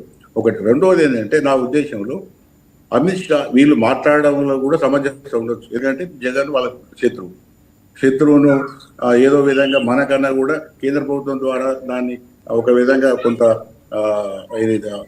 సెటిల్ చేసుకోవాలనేది వాళ్ళు అడగవచ్చు. ఆయన కూడా చెప్పొచ్చు. కానీ ఒకటేంటంటే ఈ రిలేషన్స్ ఏవైతున్నాయో ఇవి ఇప్పుడు కూడా పర్మనెంట్ కావు. రాజకీయ అవసరాల కోసం ప్రతిదీ మారుతుంటుంది. ఇవాళ ఉన్న పరిస్థితి రేపు ఉండకపోవచ్చు, రేపు ఉన్న పరిస్థితి ఎల్లుండి ఉండదు. కాబట్టి ఒకటేంటంటే దీని మీద అంత రియాక్షన్గా అంత వీళ్ళు ఎందుకు అంత యువనాయసరావు ఒక కామెంటర్, ఒక విశ్లేషకుడు మామూలుగా మాట్లాడినంత మాత్రాన అంత వీక్ అలయన్స్ అని వీళ్ళు అనుకుంటారు. ఇప్పుడు టీడీపీ, జనసేన, తర్వాత టీడీపీ అంత వీక్ అలయన్స్ ఏం కాదు కదా, అంత బలమైన అలయన్సే కదా. ఒక మామూలుగా ఒక కామెంటేటర్ ఒక విషయం చెప్పిండు అనుకుంటే దాన్ని సింపుల్గా ఇగ్నోర్ చేసి ఉండొచ్చు. వీళ్ళు అండివ్గా రియాక్ట్ అవుతారంటేనే ఈ కూటమి చక్కగా ఉన్నదా లేదా అనేది కూడా వేరే వాళ్ళు అనుకునే అవకాశం ఉంటుంది. కాబట్టి నా ఉద్దేశం లేదు, ఇంత రియాక్షన్ కూడా అవసరం లేదు.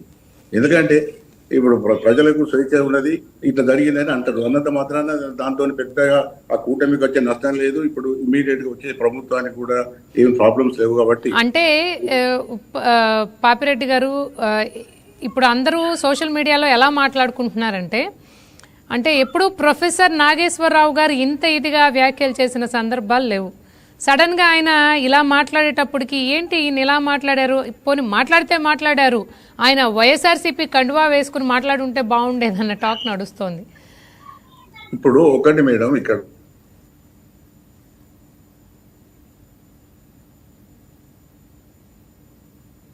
దానిలో వాస్తవం ఉన్నదా లేదా అన్నది మనకు తెలియదు. ఎందుకంటే దాన్ని నాణ్యత భాస్కర్ రావు కూడా, మనోహర్ రావు కూడా ఖండించాడు, ఏది మేము అనలేదని. ఆయన డైరెక్ట్గా పాల్గొన్నాడు కాబట్టి ఆయన మాట తీసుకుంటే అక్కడ విషయమే లేదు. మరి ఈ నాగేశ్వరరావుకి ఎక్కడి నుంచి ఇన్ఫర్మేషన్ వచ్చింది అనేది ఆయన చెప్పాలి. ఒకటి ఏంటంటే ఇవన్నీ కూడా అది ఆఫ్ ద రికార్డ్ నడుస్తాయి కాబట్టి దీని మీద రుజువులు ఉండయి, లేకపోతే ఏదో రికార్డెడ్ ఎవిడెన్స్ ఉండదు, ఇలా జరిగి ఉండదు అని ఆయన ఒక విశ్లేషకునుగా ఇలా జరిగి ఉండదని చెప్పొచ్చు. కానీ దాని మీద నా ఉద్దేశం ఏంటంటే దాని మీద ఈ ఆంధ్రప్రదేశ్లో ఈ 3 పార్టీలు ఇంత సీరియస్గా రియాక్ట్ కావాల్సిన అవసరం లేదు. ఎందుకంటే ప్రజాస్వామ్యం కూడా రకరకాల వ్యాఖ్యలు వస్తాయి, రకరకాల విషయాలు మాట్లాడతారు కాబట్టి ఆ మాట్లాడే ప్రతి విషయాన్ని కూడా వాళ్ళు సీరియస్ తీసుకుంటే అది నిజమే అనుకునే ప్రమాదం ఉంటుంది. ఇప్పుడు లేకపోతే అలయన్స్లో సరి అయిన సంబంధాలు ఉన్నాయా లేవా అన్న కూడా అనుమానం వస్తుంది. కాబట్టి ఇవి కొన్ని అటువంటిప్పుడు నిజంగానే నాగేశ్వరరావు ప్లాన్ చేసిండు, ఈ అలయన్స్ ని దెబ్బతీయడానికి ప్రయత్నం చేసినప్పుడు కూడా వారి అంతర్గతంగా మాట్లాడుకోవచ్చు. దీని ఎంత ప్యానిక్ గా రియాక్షన్ అయ్యి కేసులు పెట్టి దీన్ని లేని దాన్ని పెద్దగా చేసుకొని లేదో పెద్ద విషయంగా అది క్రియేట్ చేసేంత గొప్ప విషయం అయితే కాదు. ఇది ఒక పాసింగ్ రిఫరెన్స్ గా దీన్ని వదిలిపెట్టాలి. దీని పెద్దగా దీనికి అంత ప్రాముఖ్యత లేదు. నిజంగానే అటువంటి విషయం అక్కడ జరగలేదు అనుకున్నప్పుడు వదిలిపెట్టాలి. అది ఆ విచక్షత ఆ విజ్ఞానం ఏదైతే ఉంటుందో ఆ నాగేశ్వరరావు వదిలిపెట్టి నువ్వు ఒక పిచ్చోను నువ్వు ఇట్లా మాట్లాడడానికి అధికారం లేదు, నీకు ఇన్ఫర్మేషన్ లేకుండా మాట్లాడుతాను అని చెప్పి వదిలిపెట్టాలి. కానీ దీన్ని ఎక్కువ చేస్తే మాత్రం అది పెద్దగా దానికి అది జనసేనకు వచ్చే ప్రయోజనం ఉండదు, ఆ కూటమికి వచ్చే ప్రయోజనం కూడా ఉండదు. జిలాన్ బాషా గారు, మీరు చెప్పండి. విన్నారు కదా పాపిరెడ్డి గారు చెప్పింది. అంటే దీన్ని పెద్ద విషయం చేయాల్సిన అవసరం లేదు, వదిలేస్తే సరిపోతుంది, కేసుల దాకా ఎందుకు వెళ్ళడం అన్నట్టుగా చెప్తున్నారు పాపిరెడ్డి గారు. మీరేమనుకుంటున్నారు? ఆయన వ్యాఖ్యలతో మీరు ఏకీభవిస్తున్నారా? ఈరోజు మనం ప్రొఫెసర్ నాగేశ్వరరావు గారు సమాజాన్ని ఖచ్చితంగా ఒక దిశానిర్దేశం చేసి విశ్లేషించే ఒక మహోన్నతమైన వ్యక్తి ఆయన. కాబట్టి ఆయనకు ఏ విధంగా ఒత్తిళ్లు చేస్తూ లేకుంటే ఏం చేశారు కానీ ఆ విధంగా మాట్లాడడం అనేది సమంజసం కాదు. ఎందుకంటే ఇక్కడ వ్యక్తులు కాదు, ఆయన వ్యవస్థను కించపరుస్తూ మాట్లాడుతున్నారు. ఒక హోం మంత్రికి ఒక డిప్యూటీ చీఫ్ మినిస్టర్ వెళ్ళి ఒక మనిషిని అరెస్ట్ చేయమంటే మనకు అధికారాలు ఉంటాయా? కనీసం ఆ ఇంకిత జ్ఞానం లేదా? కాబట్టి ఆయన ఇక్కడ న్యాయ వ్యవస్థను కించపరుస్తున్నారు.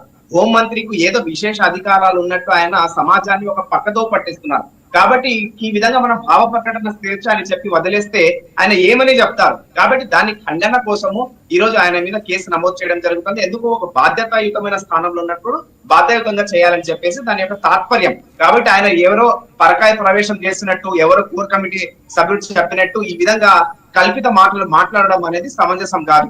ఈ చర్చలో మనం చూసుకుంటే కుమార్ రాజా గారు ఒక మాట చెప్పారు, ఏదో తూర్పు ముక్కలా ఈ యొక్క జనసేన పార్టీని వాడుకుంటున్నారు. దీన్ని తీవ్రంగా ఖండిస్తున్నాం. ఎందుకంటే ఈ రోజు జనసేన పార్టీ కూటమికి ఒక వెన్నెముక లాంటిది, తూర్పు ముక్క కాదు, ఒక వెన్నెముక. ఈ రోజు వైఎస్ఆర్ కాంగ్రెస్ పార్టీ ఒక కలుపు మొక్క అని చెప్పి ఈ సందర్భంగా తెలియపరుస్తున్నాను. మనం చూస్తాం ఏ విధంగా ఒక కలుపు మొక్క వద్దంటే కూడా అది లేస్తా ఉంటది. ఆ విధంగా వైఎస్ఆర్ కాంగ్రెస్ పార్టీ అవసరం లేకుండా కూడా భారతీయ జనతా పార్టీ చుట్టూ తిరుగుతూ అనవసరంగా వెళ్ళి ఈ యొక్క మద్దతు తెలుపుతూ వద్దురా నాయన వెళ్ళిపో అంటే కూడా వెళ్ళి మద్దతు ఇస్తున్నారంటే. కాబట్టి ఈ రోజు కుమార్ రాజు గారు తెలుసుకోవాల్సింది జనసేన పార్టీ అనేది తూర్పు ముక్క కాదు, వెన్నముక. వైఎస్ఆర్ కాంగ్రెస్ పార్టీ కలుపు ముక్క అని చెప్పి ఈ రోజు తెలియపరుస్తున్నానండి. ఖచ్చితంగా నాగేశ్వరరావు గారి మాటలను తీవ్రంగా ఖండిస్తున్నా. ఒక బాధ్యతాయుతమైన స్థానంలో ఉండే వ్యక్తి ఈ విధంగా బాధ్యత రహితంగా మాట్లాడకూడదు, సమాజాన్ని పక్కదో పట్టించడం అనేది తీవ్రంగా ఖండిస్తున్నాం. ఖచ్చితంగా దీని వెనకాల వైఎస్ఆర్ కాంగ్రెస్ పార్టీ హస్తం ఉంటుంది. ఏదో విధంగా ఒత్తిడి తెచ్చోలేకు, ఏదో విధంగా కూటమిలో కుంపటి చేయాలని చెప్పి ఈ రోజు నాగేశ్వరరావు గారిని పావులా వాడుకోవడం వైఎస్ఆర్ కాంగ్రెస్ పార్టీకి వెన్నతో పెట్టిన విద్య అని చెప్పి ఈ రోజు తీవ్రంగా ఖండిస్తున్నామమ్మా. కుమార్ రాజా గారు, మీరు జిలాన్ బాషా గారు చెప్పింది విన్నారు కదా, కలుపు మొక్క అంటున్నారు ఆయన వైఎస్ఆర్. నేను ఒక మాట చెప్తాను అమ్మా అనుష గారు.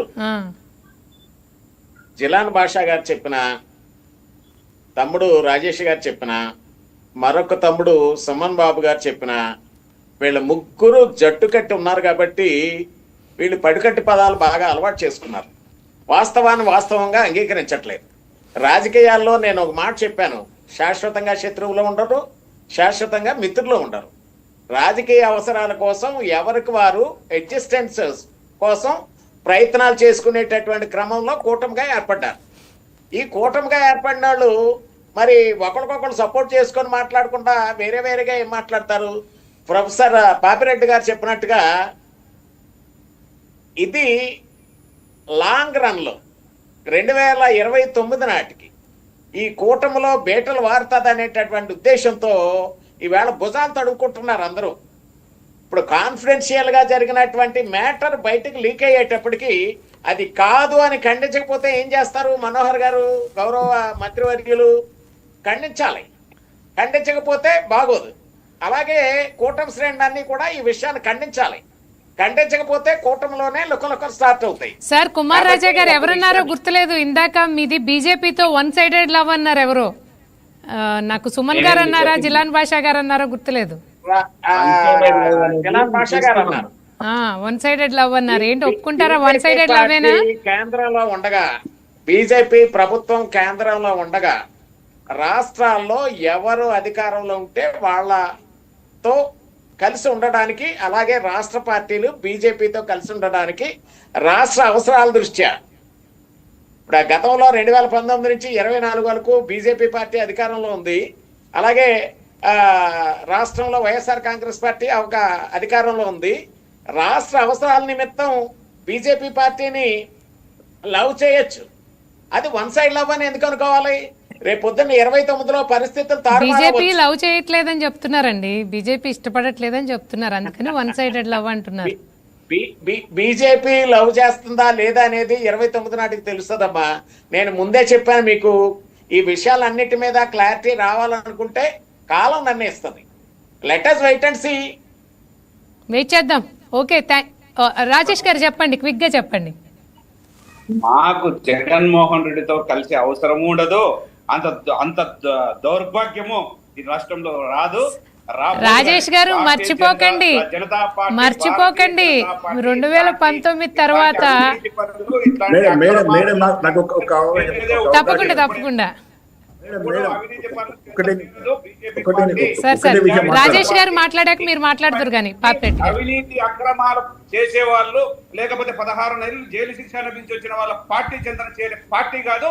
ఇది చరిత్ర ఉన్న పార్టీ, ఈ సిద్ధాంతాలు ఉన్న పార్టీ భారతీయ జనతా పార్టీ అని మీరు తెలుసుకోవాలి సోదరులారా. సార్, సపోర్ట్ చేసినప్పుడు సపోర్ట్ తీసుకున్నారు కదా, వైఎస్ఆర్సీపీ సపోర్ట్ చేసినప్పుడు పార్లమెంట్ లో. ఒకటి మేడం, మాకు అవసరం లేదు ఆయన దగ్గర. ఎప్పుడు మేము ఆయన సపోర్ట్ అడగబోము. మాకు ఆయన మద్దతు అవసరము లేదు, తీసుకోము. కానీ అటువంటి రాజేష్ గారు ఒకసారి ఓకే పాపిరెడ్డి గారు నెక్స్ట్ మీరే. రాష్ట్రంలో మేము 3 పార్టీలు బలంగా ఉంటాము, 3 పార్టీలు కలిసే ఉంటాము. మాకు ఎటువంటి డోకాను ఉండదు. మీరు ఎన్ని ఆలోచనలు చేసినా మా కూటమి విడిపోయేది లేదు. మేము ఎప్పటికీ ఇంకా 15 సంవత్సరాలు కలిసే ఉంటాం. ఈ రాష్ట్రం బాగుపడాలని కోరుకునే వ్యక్తులం కాబట్టి మేము ఈ మొత్తం కొనసాగిస్తాం. బీజేపీ పాపిరెడ్డి గారు మీరు మాట్లాడండి. ఇప్పుడు బీజేపీ సార్ పేరేంటి? రాజేష్ గారు, మీరు చాలా మాట్లాడేది బాగానే ఉంది. ఒక్కసారి కొద్దిగా ముందుకు పోతే లెట్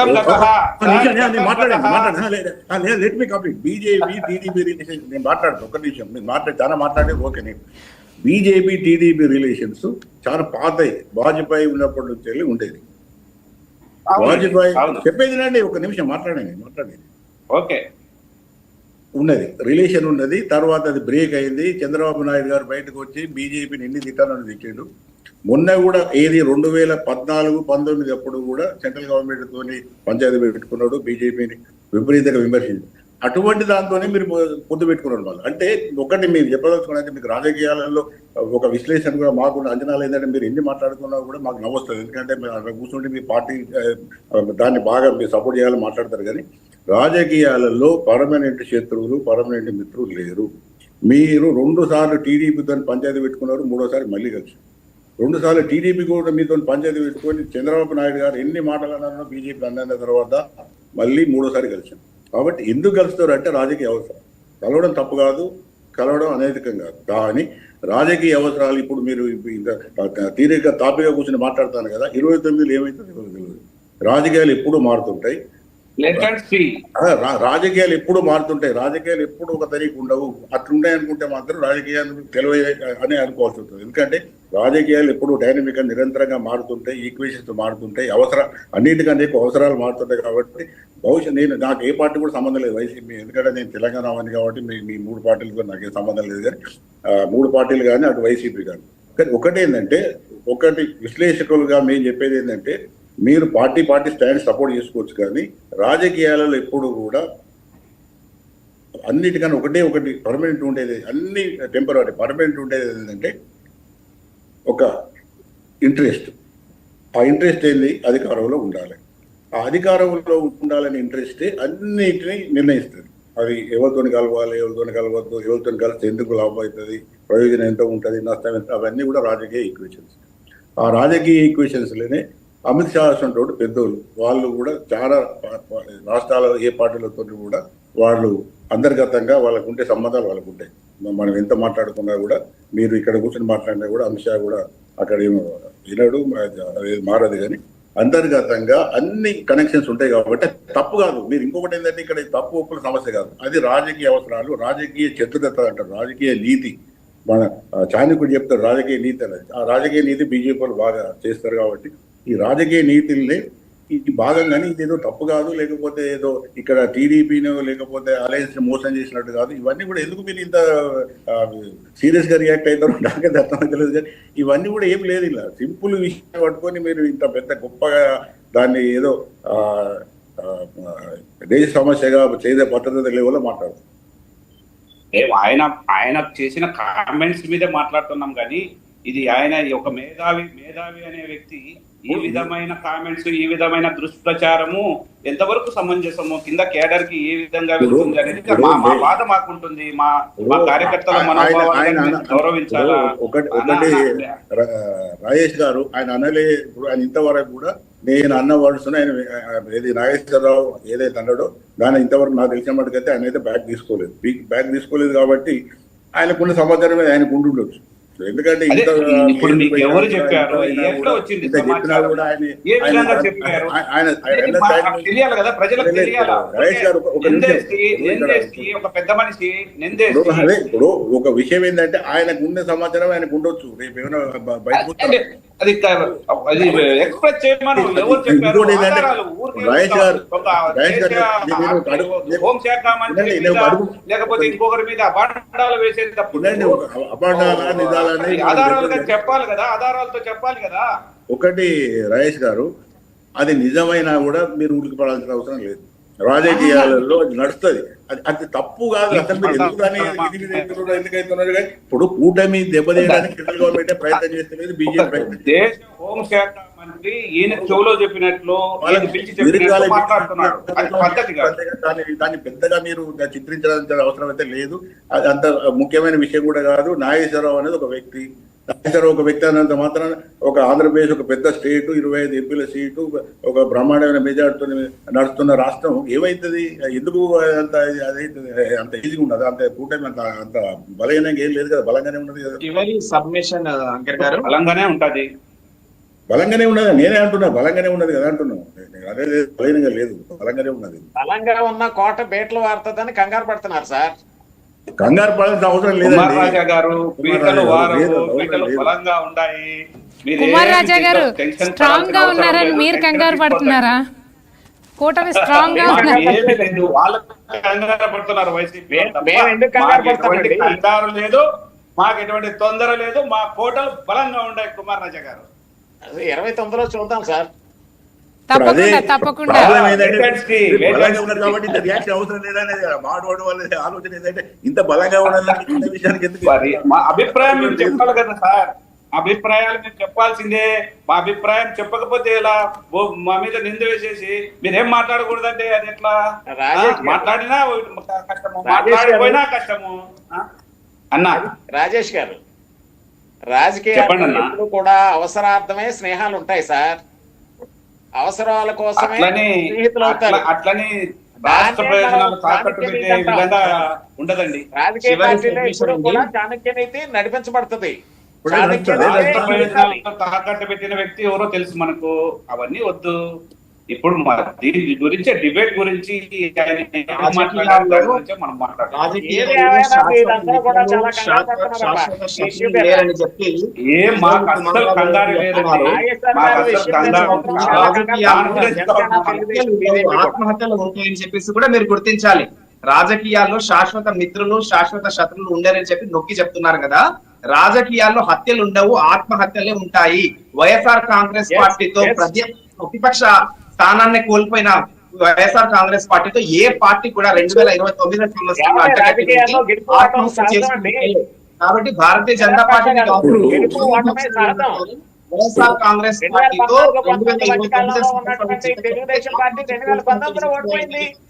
23 సీట్లే వచ్చాయి. ఇప్పుడు కాదండి రాజకీయాల్లో. ఇప్పుడు ఓడిపోవడం గెలవడం అనేది ఎలక్షన్ లో సహజం ఒకటి. రెండో విషయం ఏంటంటే ఇప్పుడు మీరు బీజేపీ టీడీపీ 3 సార్లు కలిసి 3 సార్లు పంచాయతీలు పెట్టుకున్నారు కదా, గొడవలు పడి బయటకు వచ్చారు కదా, ఒకరికొకరు విమర్శించుకున్నారు. చంద్రబాబు నాయుడు గారు అయితే బీజేపీని ఎన్ని మాటలన్నా అన్ని మాటలు అన్నాడు. ఇప్పుడు అవన్నీ ఒకసారి మీరు పాత పేపర్లు పాత మీడియా చూడండి. చంద్రబాబు నాయుడు 3 సార్లు కలిసి 3 సార్లు విడిపోయి మళ్ళీ కలిసారు. అంటే నేను చెప్పేది ఏంటంటే రాజకీయాలు అన్ని సహజమే, అన్ని అనివార్య పరిస్థితులే.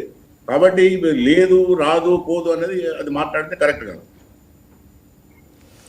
ఓకే, రైట్ అండి. ఇది ఎప్పటికీ తెగదు ముడిపడదు లాగా ఉంది మీ అందరి మధ్య ఉన్న సంభాషణ. Thank you so much. ఈరోజు మీరు డిబేట్లో పార్టిసిపేట్ చేసినందుకు రాజేష్ గారికి, అలాగే పాపిరెడ్డి గారికి, అలాగే కుమార్ రాజా గారికి అందరికీ నా ప్రత్యేక ధన్యవాదాలండి. ఇవి ఇప్పటివరకు ఉన్న updates. This is Anusha signing off.